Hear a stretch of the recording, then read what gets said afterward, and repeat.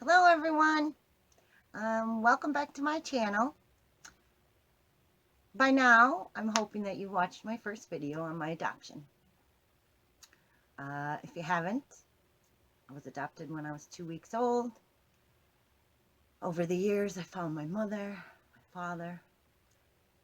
I've spoken to my father, I have not met him. But I also found a lot of family members and did an ancestry DNA test a couple years ago, 4 or 5 years ago. And along that, I found a lot of my DNA matches. And I've been putting the pieces together to make my story ever since. See where I came from. And through all of that, as I learn and as I grow, learning where I come from, I am finding that even though I was not raised in this family, knew nothing of them, nothing about them, I carry a lot of their baggage. Not growing up with them and growing up in a totally different lifestyle, I still carried that with me. I still carry the abandonment issues, the drug and alcohol issues, the mental dis-ease. DNA is a lot stronger and more than I think we can ever imagine. And the more I do my tree and the more I learn, the more I realize our DNA is incredible. And I can't wait to learn more about it. However, I'm making this intro to showing you my tree. I have laid it out. I've put tags on it so you can see it and kind of see the imbalance and what I carry from my DNA that I feel needs to be cleansed and healed and released. So, today is the fall equinox, and I'm looking forward to lighting a fire. Writing down all the things we carry with us, our whole line. I may not get them all, but I would like to throw them into the fire so that they may be released and healed. So that my children and my grandchildren, generations to come from our whole line, never have to feel and suffer the way we did. It is time to clear and purge and heal and bring in the light. End old cycles. So, I'm going to show you my tree, the layouts, and the tags. And then I'm going to work on the fire. So, come along if you like. If not, you have a great day. So, hello, this is the layout of my tree. To kind of show how I feel we carry everything from our past, our ancestors, in our DNA. So, to start off, there are tags on each one of these pictures or names. The pink ones are adoption and foster care. The orange ones are abuse, whether that be sexual, emotional, physical, drug and alcohol. All of those fall under abuse.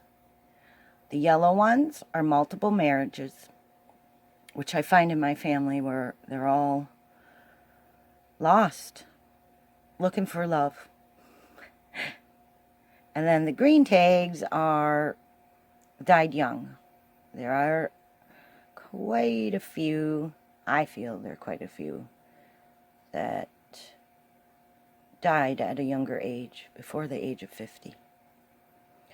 So, to start off, this is my father. I won't mention his name because he is still alive. But he was adopted. Lots of abuse, drug, alcohol. He was running with a rough crowd for quite a while of his life. He was married, I believe, 5 times. When I speak to him, it's hard to get a consistent answer because he has his own health issues going on. But he did have 14 children altogether. I am number 14. And we are all adopted out. So that's 14 adoptions right there. Whether it is that some of these children are with their mother but were adopted by alternate fathers, I just know he wasn't part of their life. So, now, I'm going to try to make this as least confusing as possible. This, Danetta, Danny, and Lietta are his siblings. Some are half, some are full. So, they were all adopted, including my father. My grandmother had all these children, and because she was an alcoholic, she has a lot of background abuse issues, she lost these children.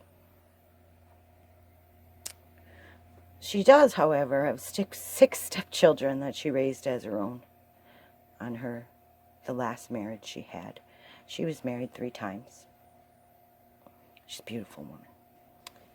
Now, these, Wanda, Nancy, Doyle, and Dale, are her siblings.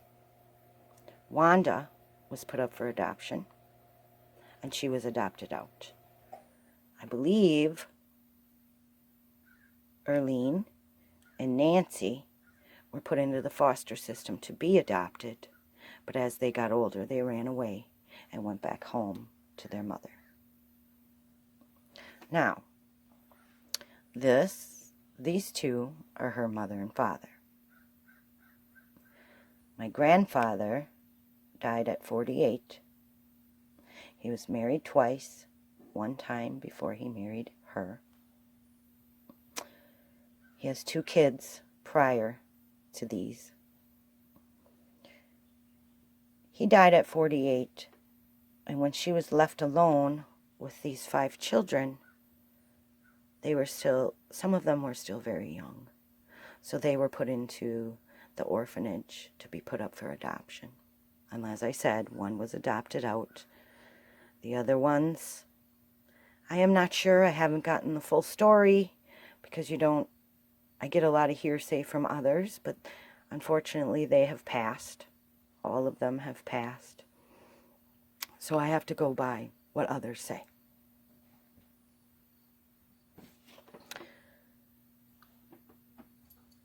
And his parents are Minta and John. John was a lawman, a constable, I believe, and he died in the line of duty at 39. My grandmother, after his passing, got married again and had more children. And she was married twice. So that's my grandmother's side of the family. Then you go to my father's father, which my father was told he died,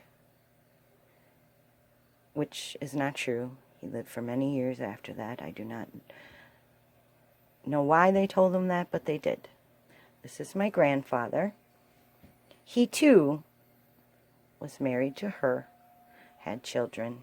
They were put up for adoption. I don't think he was aware. He was gone in the Korean War for quite a while. He, too, though, got married a second time after Erlene and had 6 stepchildren. and raised them as his own. So him and her have a lot in common. Now, I don't know a lot about this family, so if you do know anything, please do not hesitate to share. But this is his father, and this is his mother. I could go longer. For me, the incredible thing is, here there's a Marvin, there's a Rosalie, a Rosetta, and my mother would have named me Rose. But as you can see, there's a lot of pink tags, a lot of adoption, abuse. Now this is my father's side. Now I will go to my mother's. And here we are. This is me at 14. And as you can see, I put in quotes Rose, because that would have been my name if my mother had kept me. And there's my tags: adoption, abuse. I was only married once, but I was in a lot of relationships over the years. And this is my beautiful mother. I believe this is when she's about 13 years old, and I believe she's pregnant with me. You can see her little glow. They called her Kathy. She too died at a young age. She died at 42. I got 1.5 years with her. I am very grateful. This is her sister Anita. These two are full sisters. And this is their father, Marvin. He died at 37 of a heart attack. He too was adopted, but he was adopted by his stepfather. Agnes is his mother. She was married twice. I am unsure. And here's the tags, a breakdown of the tags in case you forgot. Okay, so my grandmother was married 4 times. After my grandfather Marvin passed away, she married another man, and they had 3 children together. So those are my mother and my aunts, half siblings.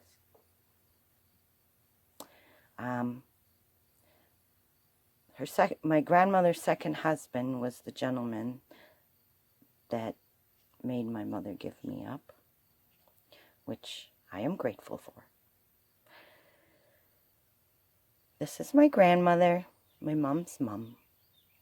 She was also adopted. Over the years, she grew up with a wonderful adoptive family, and she found her mother, and her mother was not very nice. She did not want her. She did not want to see her. She gave her away for a reason. My grandmother Caroline had 2 other children besides her, and she kept them too. So I do not know what kind of trauma my grandmother was born out of or from.